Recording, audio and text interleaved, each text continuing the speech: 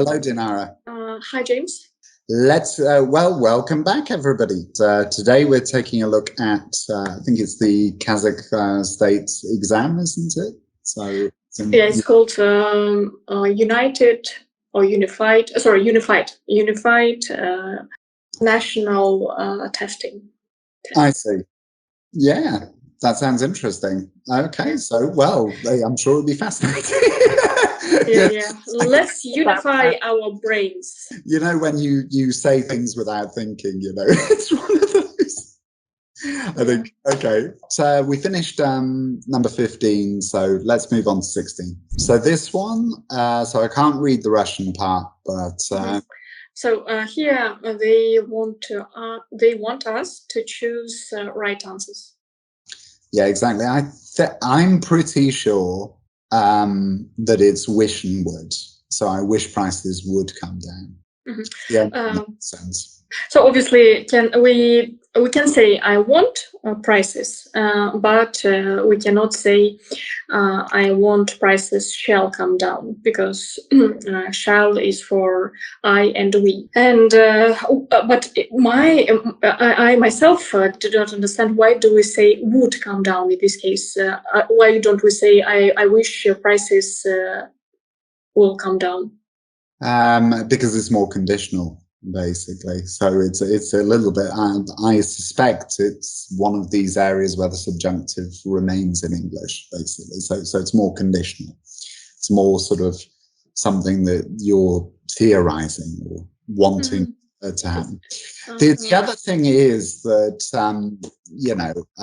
you can't say I want prices will come down either. Oh. Does that make sense? You have to say I want prices to come down. True. Yes. So it's always to, but wish and would work. And I'll come down obviously doesn't work because it's not part of the, because we can see that it's not part of the continuous tense. Okay, and number 17. Obviously, guys, we cannot explain in details those things to you. There is no magic, even though this exam, in our opinion, is easier than the Russian state exam. But still, our advice is to really study subjects very well to be able to complete this exam, because there is always not enough time during exams, especially when you're nervous. Okay, and number 17 is, in this case, obviously you cannot know because you haven't studied Kazakh culture and traditions. So we need to say how it's called, this tradition, the ceremony of uncovering the bride's face in Kazakhstan is called, I just know it myself, and obviously, guys, you also know it. It's bet ashar. So bet means face, ashar open. So uncovering the bride's face.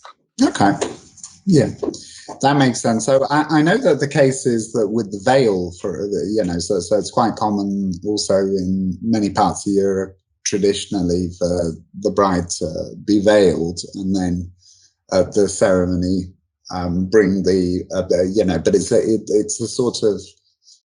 it's a different sort of veil. It's like a face covering that's a little bit see-through, and then she pulls it up. So that used to be quite common. I think that used to be quite common as well. So it's and you can see it through the language as well. So for example, we still say that the father of the bride gives the bride away, which when you think about it, yeah, that's a bit wrong, really. So it's gives the bride away. But, in the 19th century, basically, as in a girl was property of her father, and then the father passed her on to be the property of her husband. That's how it was in the 19th century. It's a bit still like this in Kazakhstan, because in most families, they wait for expensive presents from male side, that his side will give to the girl's family a lot of expensive presents, and I find it very fake.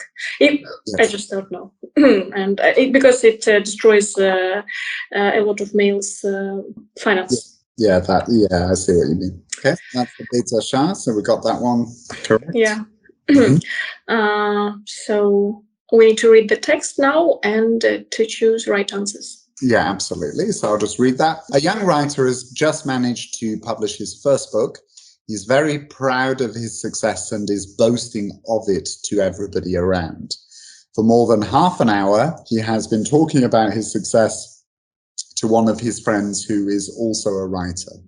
At last, he thinks that his friend is not very much interested and apologizes, saying, "I'm sorry to have taken so much of your time. It is so selfish of me." "Never mind," answered his friend absent-mindedly. "You haven't taken my time at all. I've been thinking over the plot of my new novel." So why wasn't his friend annoyed? Because he was thinking about the plot of his new novel. Very easy, okay. And I don't know the word absent-mindedly. Yeah, absent-mindedly means you're not paying attention, basically. So if you do something in an absent-minded way, it means you weren't really thinking about it. So it's sort of your mind is somewhere else. It's absent, literally. That makes sense. Guys, if you do not have money for English classes with natives, or to any English classes, I remember myself, I didn't have money when I was at school. My family was kind of poor, and so the way I learned English is through watching a lot of films with subtitles first. With Russian subtitles, then English subtitles, then without any subtitles. So you need to learn, first of all, to hear, and only after that you'll be able to speak, because what you hear, you are able to repeat it, the phrases. Exactly. Yeah, because you've got to remember that speaking and listening are very, very, very closely tied disciplines. And both of them happen in real time. So it's not like reading and writing where you can think about it, pause, get yourself a coffee, have a think, look up in the dictionary, do a couple Google searches to find a particular word or way to phrase something. It's something that happens in real time. So when you're used to listening, then it gets easier to speak as well. And so you can pick up how to pronounce things. So yes. And thankfully and luckily it's possible now, because the internet is fast and unlimited, at least Wi-Fi. And you even don't need to download all those films. You can find them online. Why we're saying this, because when you really want, there are no instruments to learn English. In my opinion, English and maths are the most important subjects at school. So you need to be disciplined to those subjects. Okay, the next, we again need to choose the right answer. Number 19. So number 19. The judges of a state collectively, that's a bit weird, judiciary. Judiciary. Yeah, I would say it's judiciary, because none of the judage, that doesn't exist. Judic, judic, no. Judicis, no. Judirity also doesn't exist. It's the only one that exists is judiciary. Guys, judiciary means судебная власть, судьи, судоустройство.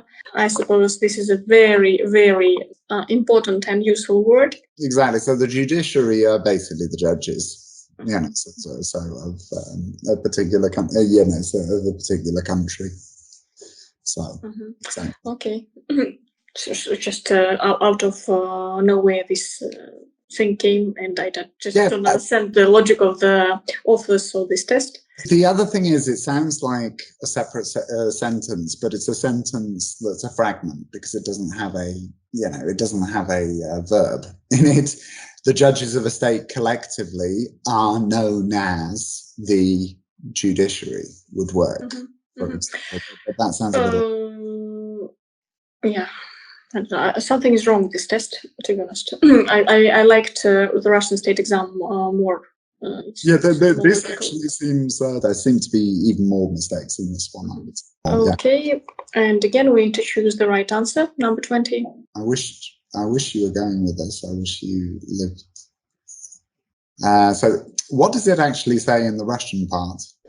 Correct answer. You need to choose. Oh, right. Okay, I need to choose. I wish you were going with us would probably work, I think.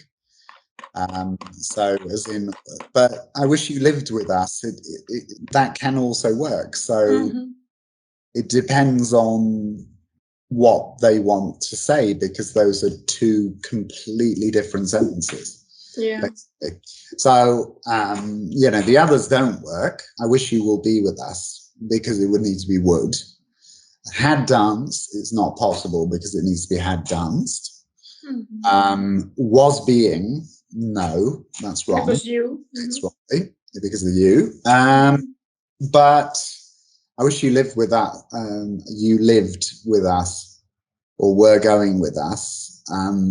Both of them work. It's just, I wish you were going with us. I would say let's stick with lived, because it makes a bit more sense, I would say. But the problem is that they both work, those two.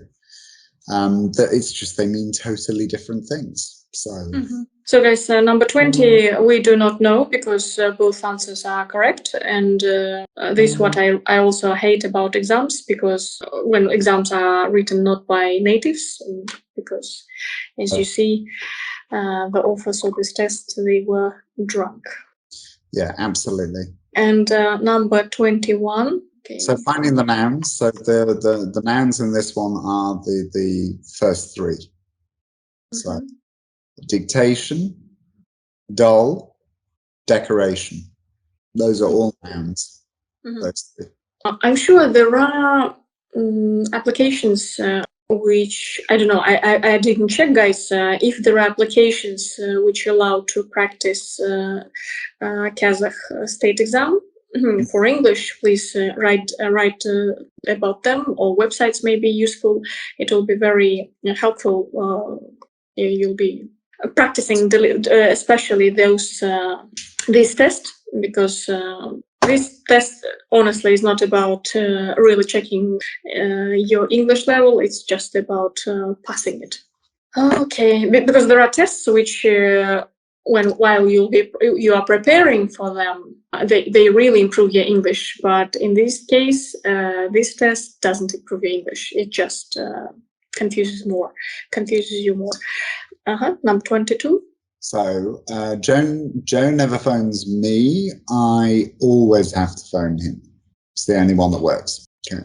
So just remember that the place to place the adverbs of frequency is, so with these adverbs of frequencies, you've got to place them in between the pronoun and the verb. Okay. So I always have to. I mean, you can also say sometimes I have to. Always I have to phone him. I have to phone him always. No, I always have to phone him is the correct one. We would like to remind you that in the English language, word order is very strict, super strict. Why? Because it's analytical language. Because there are words, for example, as love, which can be both verb and a noun. So that's why. And there are no cases. That's the other big reason. So it lost the cases.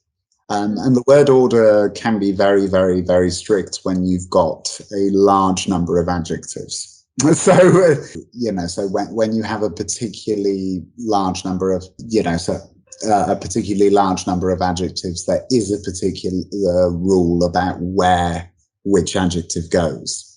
But I can't remember it off the top of my head, but there are specific, so it's something I know by intuition, but it's difficult because, in many languages, if you say, for example, when I think of the German, I can basically say the dog bites the man or the man bites the dog, and it means the same thing, because of the accusative case.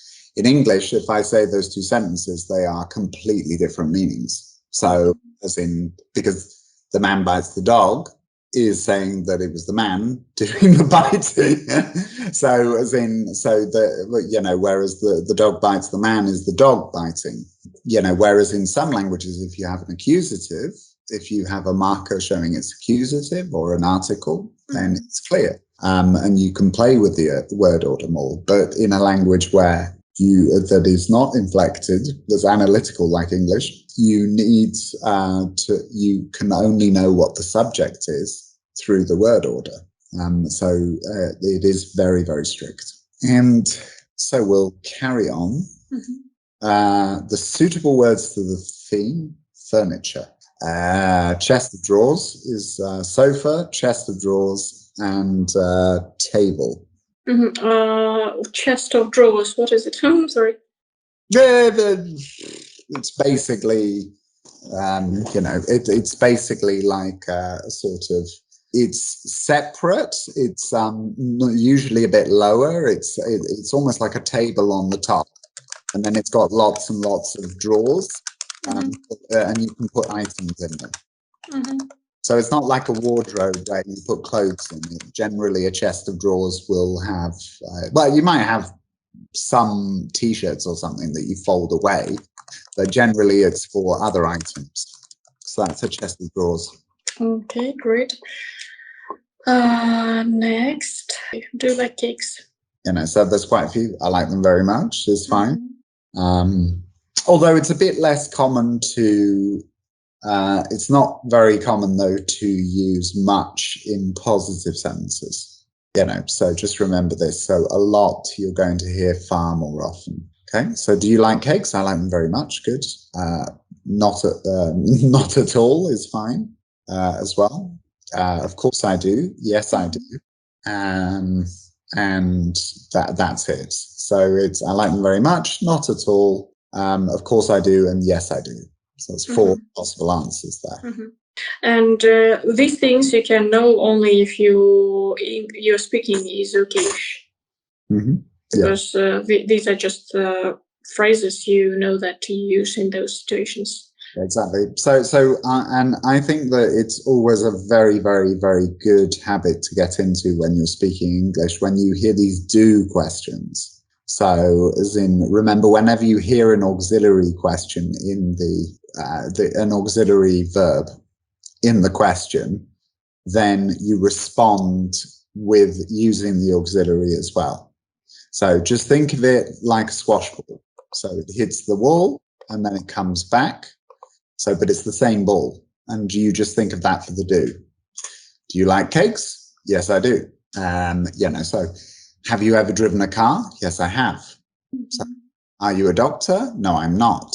You know, so you use that auxiliary in the response, and it's a good habit to get because it sounds better.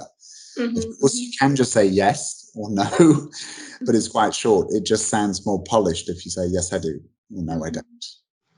Yes, and of course, we would like you guys gradually to be better, to sound more as natives and also polite, because I suppose when we just say yes, no, it sounds too short and sounds like you want to get rid of this person and they don't want to continue your chat or something, right? Absolutely. Yes. So you've got to pay attention to how it's being phrased. Exactly. Okay. General questions they want. General questions, the ones we give answers, yes, no answers, right? Yes. If that's what they mean by that, then yes or no answers, then it would be C, D, E, F, and H, because the other ones are specific questions, if that's what they mean by it. Well, all of those questions make sense. It's just that you could only respond yes or no to C, D, E, and F are the only ones that you can respond with a yes or no. Yeah. Because if you say, you know, if you respond to are they at school or at home, and you go yes, well, which one then? So, You know, they can't, because they can't be at both. And number 26, is it conditional, this one? Or no? Yeah, this was, so this one is probably the second conditional, which is less likely. That's the one that makes sense here. So it's, if I had enough money, I would go to Japan next summer. This thing, even I don't remember. James, can you explain, please? What it is that in English you have three main conditionals. There is also something called a zero conditional, but that's quite rare. So if you boil water to 100 degrees, it becomes vapor. So it's a guaranteed result. So that one's quite rare. But the main ones are the first conditional, which is if plus the present simple, and then will plus the verb. You know, so if you practice English every day, your English will get better. Your English will get better. Mm-hmm. That's an example of the first conditional. So it's a likely result. Mm-hmm. And we'll talk about the future, right? Yeah, exactly. Mm-hmm. So use future simple in that one. And also we can use when with instead of if, right? Of course. Mm-hmm. Mm-hmm. Yeah, but if is more common, then it makes a bit more sense. But when I go home, I will listen to music. Yeah. So, but if is a little bit better with these conditionals. So remember with these, the second conditional is unlikely. So for example, if I were a millionaire, I would buy a yacht. Not impossible, but it's unlikely. The chances are much lower, right? Yes, exactly. So that's why, for example, you know, when you talk about business, a strong offer, you know, one that you can just guarantee, you know, one that you are extremely likely to be able to make is going to use the first conditional. And then, you know, as in a more theoretical, more conditional offer, so a weaker offer, you know, so if you increased your order, then we would give you a 10% discount. But if you listen to the first conditional, it's a stronger offer. If you sign up today, you know, we will give you a 5% discount. So that's a stronger offer because it's more likely. That's how that one is. That's how much that one is. Then the next offers are going to be then the next one, the final one, is the third conditional, which is if I had known about the party, I would have come. So that's where you're talking about a theoretical past.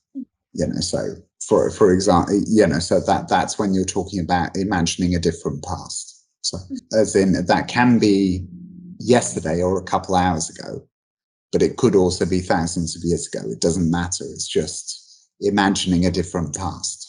That one. And in the second condition, we have to say if I were always, right? That's better. Yeah, exactly, because it's subjunctive. So if I were you. You do hear a lot of people say, if I was you. Personally, I think it sounds stupid. So if I was you, well, you aren't me, and you weren't ever me. If I were you, you know, so it's an example of where the subjunctive remains in English. So as in, because English has mostly done away with the subjunctive, but this particular case is where it remains. So if I were you, if I were a millionaire, if I were king, if I were rich, if, you know, exactly. I can see. Okay. So so number 27, yeah, we'll move on to that one. Let's move to number 27, and I think we're going to be able to finish this today. So that's good. Yeah. So 27 is, the correct reading of the number is 8 million. I suppose they give more difficult, easier, because they do not understand their order.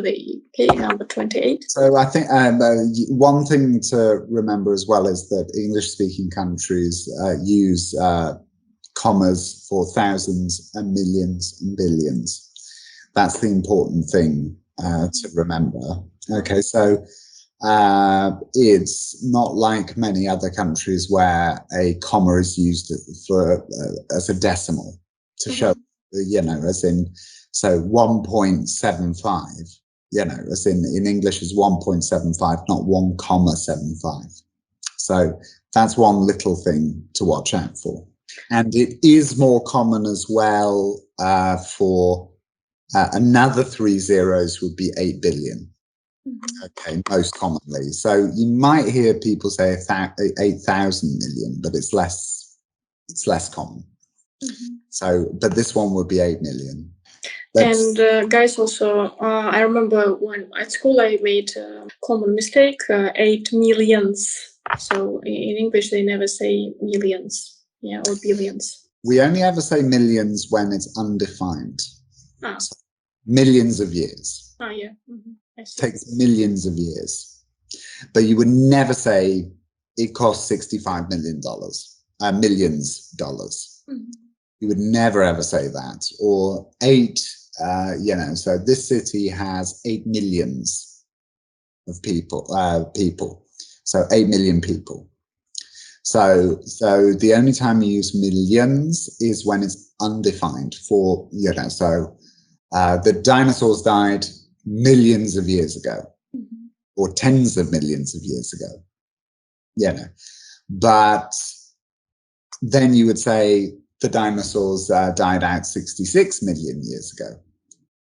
So that's how it's used, if that makes sense. In the 1960s, some students have, the 1960s is very much gone, you know, so some students have an idea. They painted hundreds of bicycles white and placed them around Amsterdam for people to use. They hoped to save energy, reduce pollution, and provide free public transport. It didn't work. Thieves took all the bicycles within weeks. However, more than 30 years later, the white bike is back in town, this time with a computer chip to record its every move. To take a bicycle, you have to insert a special card. The new white bike is an unusual design with bright colors, so there's no point in stealing one. Everyone would know. There is already less traffic in central Amsterdam because both locals and tourists have been using white bikes. The right answers are: why did students of Amsterdam paint bicycles? You know, so and this one is so the past. Yeah, they've got 2. So well, you could say for people to use. It's definitely not going to be save water energy. I don't see how that would be possible. So you know, as in, so it provides free public transport for people to use and to reduce pollution. I think, you know, so it's those 3. Which 3, sorry? F-G-H. Guys, here you need to be very attentive. The right answers. Exactly. Yeah, and it means that there are more than one. And here you need to be very attentive. Okay, and then the next one, second conditional you're looking for. So there's 2. If I had enough money, I'd travel all over the world. That's E. If I were you, I would work hard. That's H. Yeah, that's what I say on an everyday basis to my students. If I had enough money, I'd travel all over the world. Well, you know, so it would be quite an interesting thing to do, really, just spending your entire life just traveling and working all over the place. So, yeah. Interesting. Yeah, it's possible, especially if you are programmers nowadays. Sorry. Yeah, absolutely, it is. If you're a programmer. Exactly. So that's good. And then completing of the sentence, the club is for members only. You, and this is, so can't go on unless, so go on is like continue, or, but it's, yeah, I can't go on unless I'm, it just sounds a bit funny. You can't go in unless you're a member. So So because can't go on, it sounds a bit like they're saying you can't survive unless you're a member. I can't go on unless I'm a special member. Yeah, exactly. That's quite funny. So be very attentive here. Go in, yeah, to enter, not go on to continue. Yeah, there's a big difference between unless and if. So because if I say you can't go in if you're a member, it's saying that being a member would actually exclude you from joining, from going. Whereas you can't go in unless you're a member. So the unless says it's a precondition for entry. So it's something that you need. And we invite you to our social media. You can find very interesting, useful information which will help you to study English yourself. And sometimes you can even win 1 month of free classes at our school with our teachers from the UK and the USA. And please share these videos with everyone who is preparing for this exam. And subscribe to our YouTube channel. See you in our next videos. Bye-bye. Take care.